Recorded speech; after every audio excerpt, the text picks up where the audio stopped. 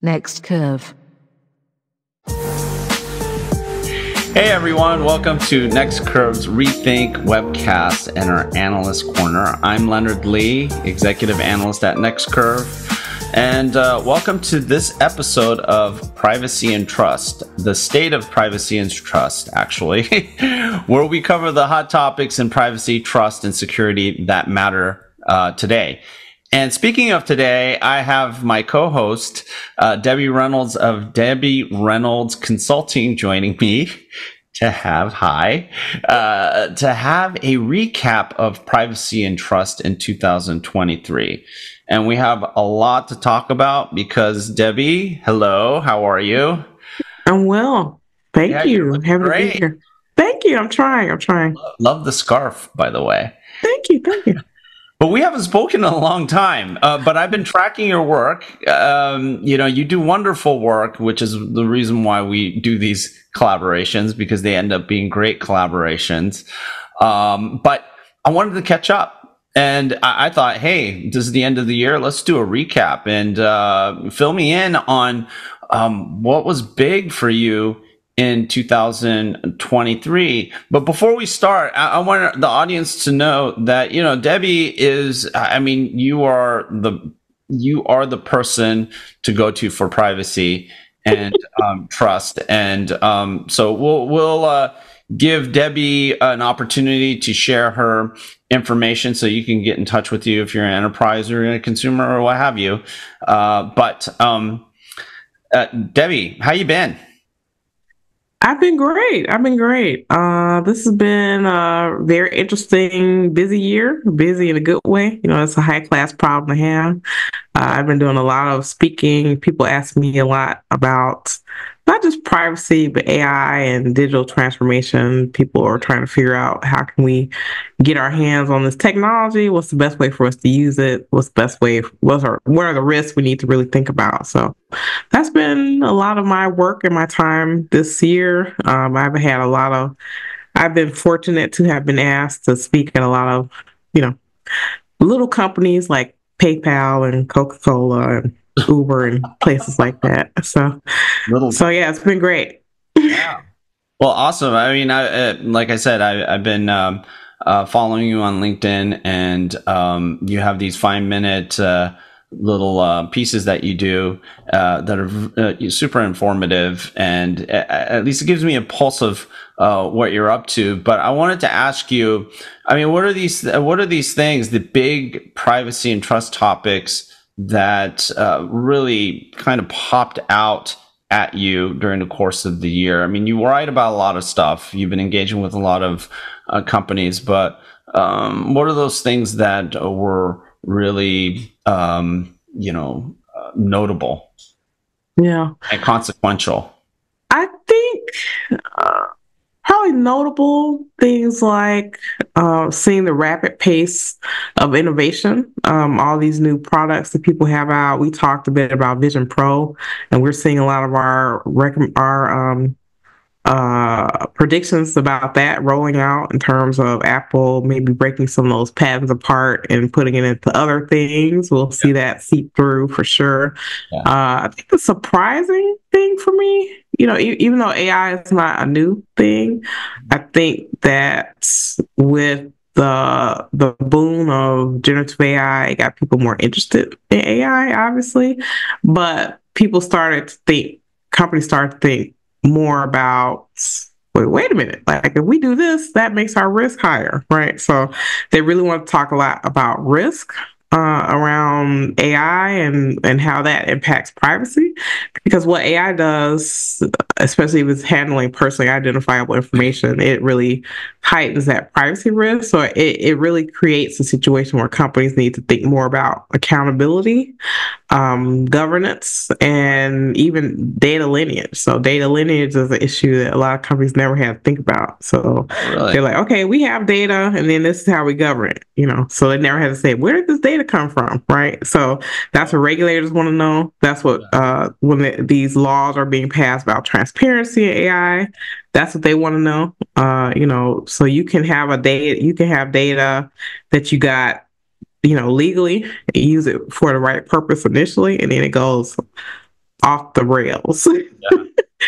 So that pathway of how you handle data, I think is, a story that companies need to learn how to tell, and they're not accustomed to that. So they're not accustomed to being transparent in that way. Yeah. They're not accustomed to like getting rid of data. Like that was just unheard of. Let's keep everything forever. Let's do whatever we want, and that's just not the future. Yeah. Well, can you help explain data lineage? Because that might be a term that a lot of folks aren't familiar with quite often. Yeah. Yeah. Well, you may hear people talk about data provenance. That's Yeah. kind of the hoity-toity term of it. Data lineage, to me, those are different. So provenance is like, where does the data start and what are the legal rights around that data? That's what provenance is, right? It's the hoity-toity term. Lineage is like, where did it come from and what the hell are you doing with it? Like through the path, right? So because let's say you had a legal right to have something. You had the provenance at the beginning. Let's say you took this is a real case that happened. Twitter, they took they asked people to use two-factor authentication, multi-factor authentication, and they were collecting people's email and phone numbers for that, right? So that's provenance. That's like, okay, that's this we didn't have this information before. We're asking for this stuff now, and the purpose is for two-factor authentication, right? Then they took that data and they used it for marketing. Oh, we have people's email addresses. Let's market. That's lineage, right? And that's a data problem. So data lineage is the issue that we need to think about with AI systems. Yeah. So it's not just where the data came from, but it's like what happens to it throughout the path. And you have to chase it from cradle to grave, right? So you need to know what happens to it. Like you need to have end of life strategy, which a lot of companies never had. They just kept stuff forever. And that's just from a regulatory perspective and cybersecurity perspective, it's just bad news. We see a lot of companies getting breached, and they were getting breached on like old data they should have gotten rid of a long time ago. Mm-hmm. So now, speaking of AI and this maybe growing awareness and possibly concern about privacy and the use of data, I mean, what do you see in terms of like the level of maturity and pervasiveness of that awareness? What is it that your impression is? The level of maturity is super low. We're like at the ground level here. It's like extremely low. Like, take that badge out of your mouth, just ridiculous. So there needs to be a lot of education because I think what generative AI did was try to democratize AI, but in doing that, it created, it is called a general AI, right? Yeah. So a lot of AI tools typically were in the past purpose built, right? They're built so a company, they have someone build it for this particular thing, and that's all it did. And that's all it was used for, right? So you didn't have as many issues because it was very narrow. Where you have something now that's like, let's be the everything shop. Let's do, it's a Swiss Army knife. People can do a lot of different things. And some of the things they do are good and some are bad. So I call it the AI risk drift, where you can start with a decent, maybe start with a low risk thing that worked out great. Like, let's use this for customer service and answering questions or whatever. And that turns out great. And that's fine, right? That's sort of a low risk AI use. It's like, okay, let's decide that we want to reject people for housing with AI. That's like, okay, now you get into those high risk areas. So, there's a spectrum there. And I think companies can really slide off that spectrum. That's interesting. That's an interesting point. And I think a lot of it has to do with, one of the things that we talked about earlier this year was, trustworthy AI. And, these terms that a lot of people didn't talk about. Like last year, I would say 2022 and before, you heard a lot about ethical AI, right? But this notion of responsible AI, it was just something very nascent. People really weren't looking at it because they were looking at the model and the application. That was where their focus was. It wasn't in the broader implications of something like a public, a GPT or a chat GPT, right? And the implications that a tool that could be like misconstrued for purpose could have, let's say, some detrimental effects, right? Obviously, when you first experience ChatGPT, I think the first reaction is, wow, this is pretty amazing. But recently there was an article in CNBC about how there was some research being done on the efficacy of these large language models, and they were testing out a large LLM or Lambda Llama 2 and model that was trained on SEC filing data, and it only returned correct information, I think, at around a 17% rate, and most of the time it was returning incorrect information. And so, I think for me, there's the aspect of trust, then there's the technology. And the trust is a human thing, right? It's not necessarily a technology thing. And I think that's been a huge disconnect. But there's some encouraging things that I've seen in terms of efforts by companies to start instilling trust. And it really starts with a lot of security issues that we've had in the past. But this notion of,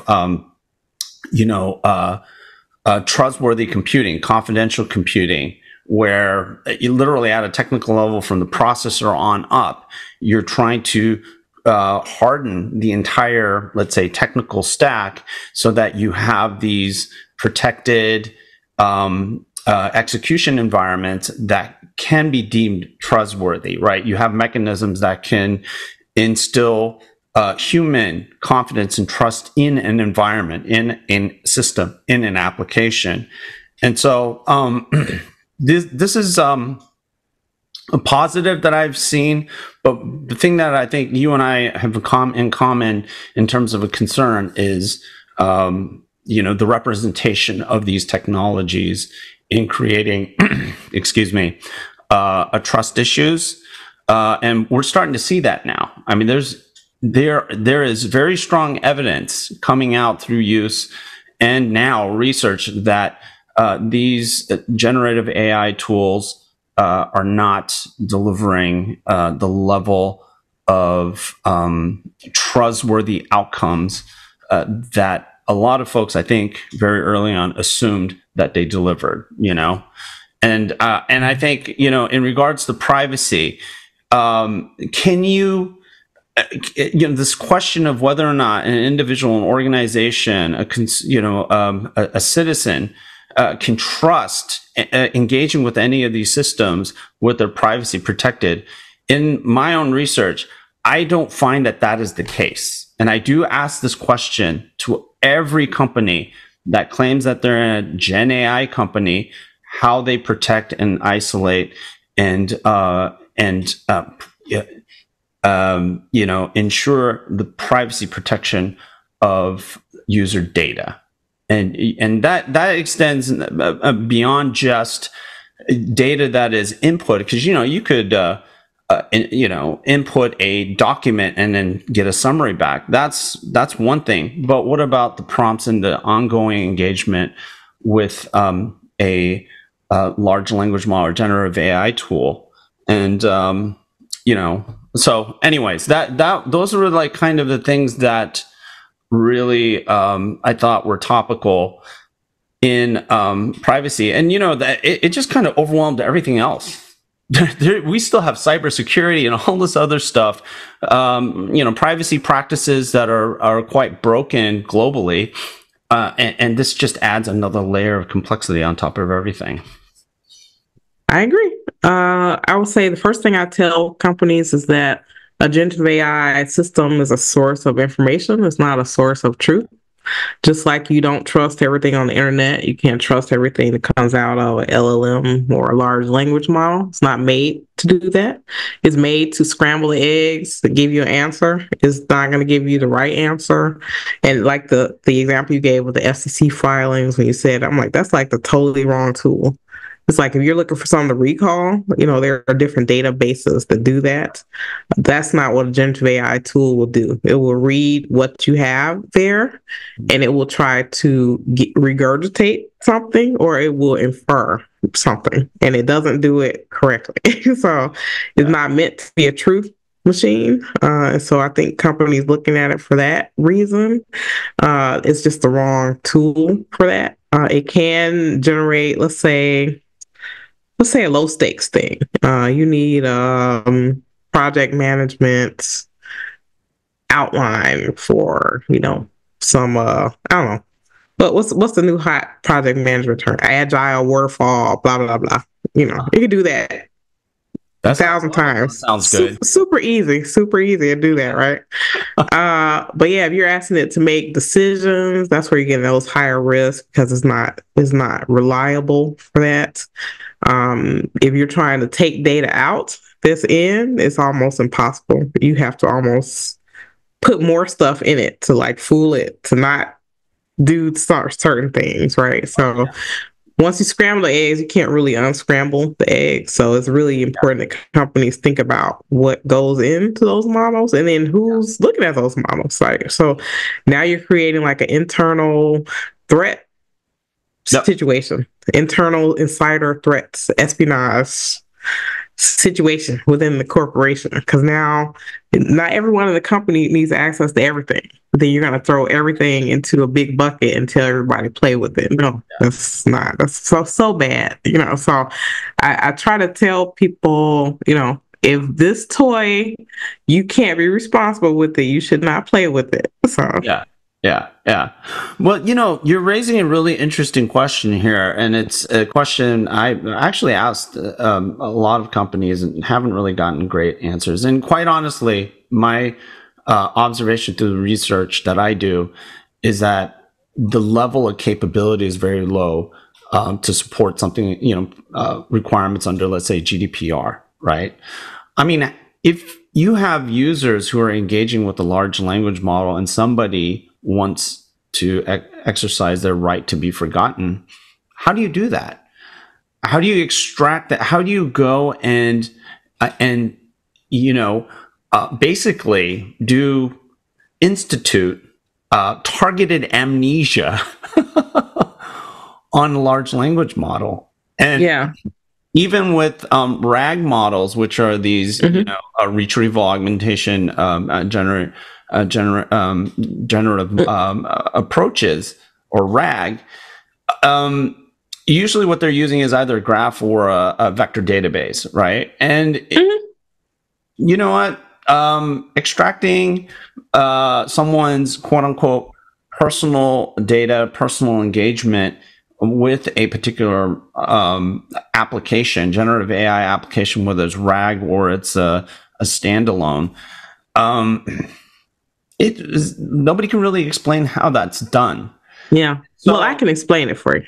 Oh, okay. So let me just drop it for you. So first of all, RAG is something that I do a lot. So I did that before it even came out as a term. So basically, it's like you give it a task to do, you give it the information that you want it to work on, and it does that task you tell it to do without trying to scramble it into everything else, right? So it's not trying to make any inferences or anything like that. To me, that's like the best way to use the LLM. So you're not asking it to tell you what's on the internet. You're not asking it to make assumptions. You're saying, hey, do this. Here's the task I have you to do. Here's the information I want you to use. Give me back these answers. That's like the cleanest way to me to use an LLM. So about the whole right to be forgotten and amnesia, it's sort of like the internet. I have to make another inference about the internet, right? The internet doesn't forget things, okay? LLMs will not forget. The only thing that they can do is suppress. And so you see a lot of companies say, oh, our LLM system was leaking. Okay, basically it had data in there that someone tried to suppress. So they try to write code. So it's like, don't do that. Like you tell your kid, go sit down, don't do this or whatever. But the smart people who know how to use data systems can get that information out. And that's what they call data leaks. So you can't take the information out. You may have to have someone put some code in and try to suppress it. But that's why it's very important that you be careful about what goes in. Right. But even when you put something in, it will infer things, right? It will try to bridge the gaps. It will try to connect a dot that maybe is not there. And that's where some of that bias comes in. So a lack of information is also information in an LLM system. Well, that's where a lot of the hallucinations happen if there aren't certain remedies in place. You can call them guardrails, but I mean, there's also fine tuning that needs to happen on certain data. I mean, it gets really, really complicated. It's complicated, yeah. So yeah, I mean, I think one of the problems as it relates to privacy and trust for computing, as we look forward to like the era of AI PC computing, or let's call it generative AI computing, is there's this assumption that these things just simply work. Right. And also the way that people talk about these things, and a lot of vendors do this, is they speak of these things as if they will always work, meaning there is a tremendous amount of work that needs to be invested in maintaining these applications, the underlying models. And so as we look forward into the next year with this whole new layer of like trust and privacy issues, I think there's a lot of new questions that have to be asked, right? And I think it's great what you just brought up about how to maybe reduce the privacy risk in the use of LLMs, using sort of a RAG type of, but even there it gets complicated because there's different scopes and scales of RAG applications and how they're used. I think that if we're to talk about, let's say, one of the key takeaways for this year, that's one of the things that I think we could probably put up on the board, right?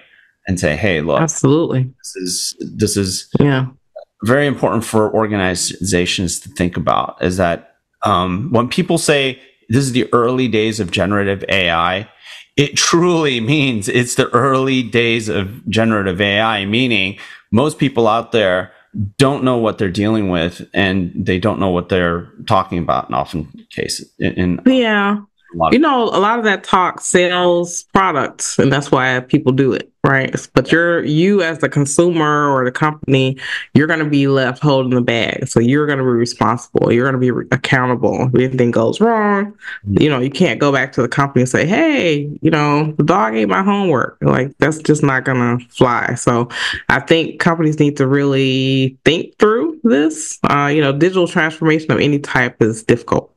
And then you take, let's say you were on your company was on training wheels before, right? And then you want to fly a jet. There's a lot that have to happen in that middle space for you to be able to handle this type of computing, be able to do the right training, make sure you have the right data. And then, like you said, there's upkeep, there's maintenance, there are changes that have to happen. So it's not an easy button. And, maybe that, again, that sells product, but that's not the truth. So, yeah. And there's no perfect governance. There's no perfect data. Yeah. I think, in a lot of conversations I get into around the data that gets used, or data and content that gets used to train models, there's a lot of issues, and some a good degree of it is like what you just said. You mentioned earlier, is when there's gaps in data, that's data, right? I mean, the system doesn't discern necessarily, unless you kind of configure it in a way for it to handle those types of situations. But that's where I think,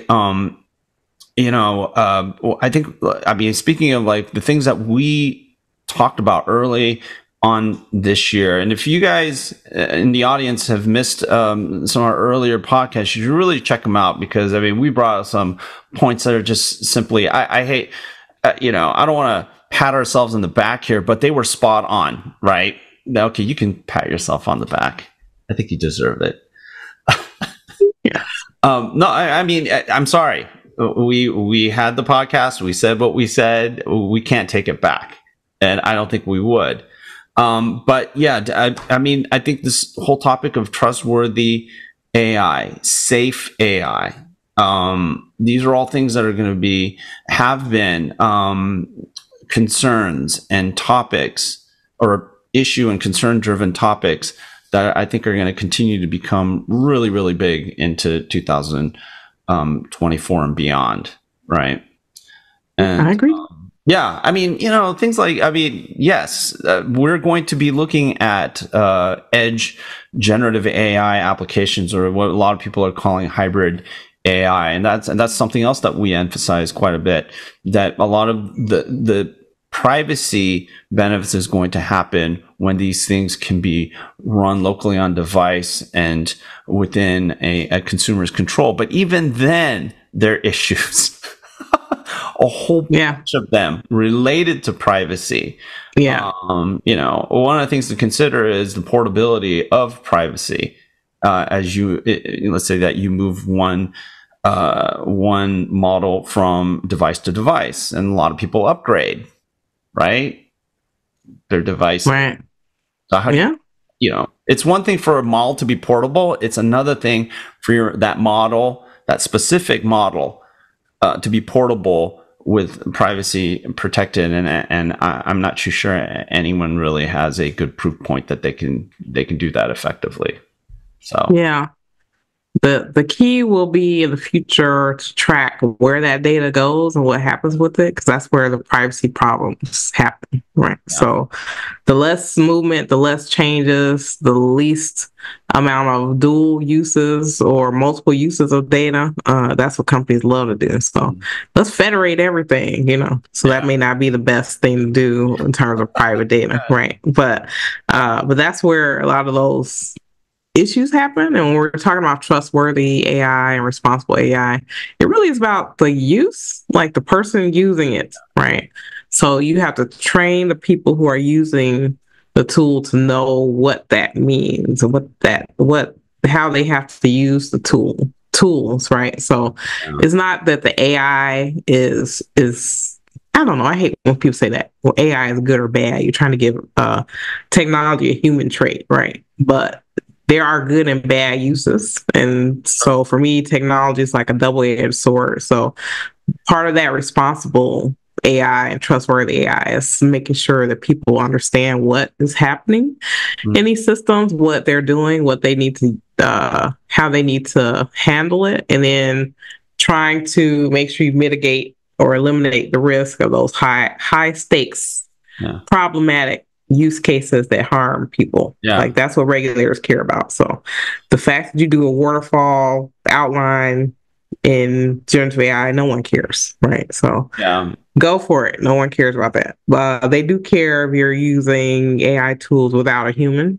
in the loop, and you're saying you're denying people jobs and homes, and deciding who gets medical care because some AI system said, guys named Leonard, they fare worse in certain health things, so we shouldn't give him help, right? So that's like a bad AI use.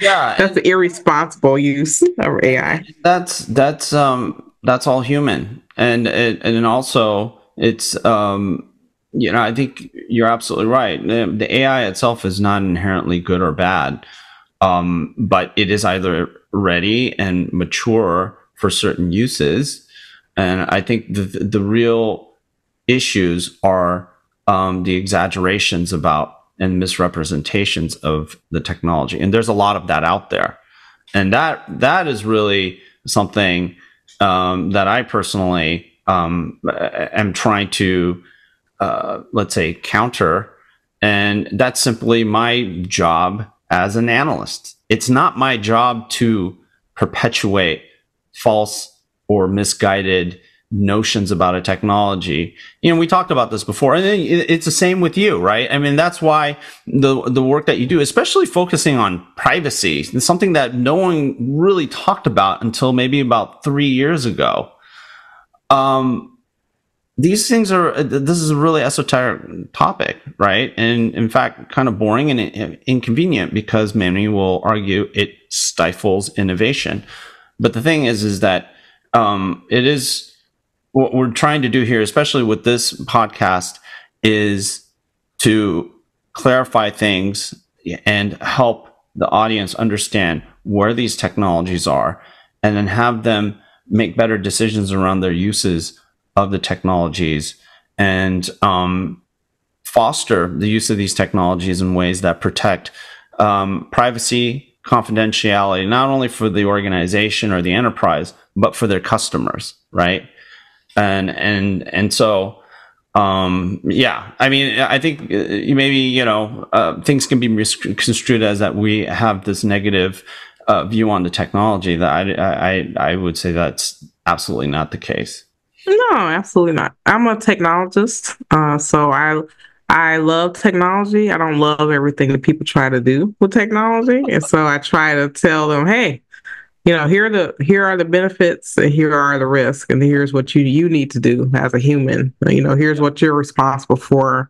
Here's what you're accountable for. I think that a lot of these innovations, they're really gonna force companies to really take a deeper look at their governance, how they handle data internally. And so companies that don't have a good data story, you need to get one right now, right, immediately, because that's going to be a problem for you if you try to go head first into these AI tools. Okay. Well, I take it those are the key takes and recommendations that you make to folks coming out of 2023. That's right. Get a data story, figure out your data lineage. Yeah. Throw around the hoity-toity term provenance if you want. Doesn't matter. Doesn't matter where it came from. It matters what happens to it. Right. So that's all important. And so those are things that companies have a data strategy for end of life of data. And so a lot of companies haven't done that. So it's like cutting the middle out of the sandwich. Haven't done the first end, haven't really done the second end. So I have the latter end. So got to do both. Yeah, and I guess the key takeaways for me and recommendations to our audience is ask a lot of really hard questions. And if you don't know what those hard questions are, contact Debbie and me, and we will help you figure out what those questions are, because right now is a very early time, especially when we look at technology in general. I mean, we're stacking privacy, confidentiality, trust, and security issues. We're just stacking things on top, bigger problems on top of each other. And generative AI and is just a new problem, and it behooves an organization's leadership to ask those tough questions, and not only look internally at the enterprise, but again, as I mentioned before, look after your customers. Whether or not you're using a generative AI service provider that's third party, you're hosting your own, or you're what have you, along the lines of what you're saying, Debbie, of the data lineage, also understand what is the AI lineage, right? Because it's not just data, it's how these parameters are being tuned, and models and embeddings are being configured that characterize the behavior of a generative AI application. And not knowing those things, going in and just looking at the shiny object, it will likely get you in trouble. And keeping in mind, this is early days. Most people don't know what these tools can do, how good they are. Right. The jury is still out. And most enterprise endeavors in this area are in POC. They are not putting these things in production. So don't get it twisted. Now, POC or low stakes. Yeah. Low stake. So, and to me, that's a great place to start, in my opinion, right? Yeah. But don't take those low stakes wins and then try to do harmful things, because that's just a bad. The FTC won't like it. They'll probably knock on your door, have some things to say about that. Humans probably wouldn't like it very much. And basically, those tools are collecting the evidence. So you're basically collecting evidence against yourself when you're doing those things. Yeah. Well, hey, it's wonderful catching up, Debbie. It's been a long time coming, and this is a great way to wrap up 2023 for our collaboration here. And we'll have to have another chat very early on in 2024 so we can help our audience understand what they can anticipate in 2024 from a privacy perspective. Maybe we can touch a little bit more on the regulatory environments and what business can do. I know that you've been writing quite a bit on that. So there's a lot of stuff that we could have talked about, we didn't talk about here. Generative AI has been such a dominant theme this year. Like metaverse was the prior year. Remember that? I do, yeah. We just had to set the record straight, and then also, I'm hoping that the audience will check out some of the older material that we put together earlier in the year, because I think it's still highly relevant, if not more. I agree. And I'm looking forward to more of your work, Debbie. Not only next year, but ongoing, because privacy and trust are going to become very, very huge challenged areas in our tech world. So I agree with that 100%. Yeah, I look forward to it. Yeah. So, hey, you want to take a moment to tell our audience how to get in touch with you and engage with your research and the work that you do? Sure. Well, people can always connect with me on LinkedIn. Just type in Data Diva, Debbie Reynolds, and I'll pop right up.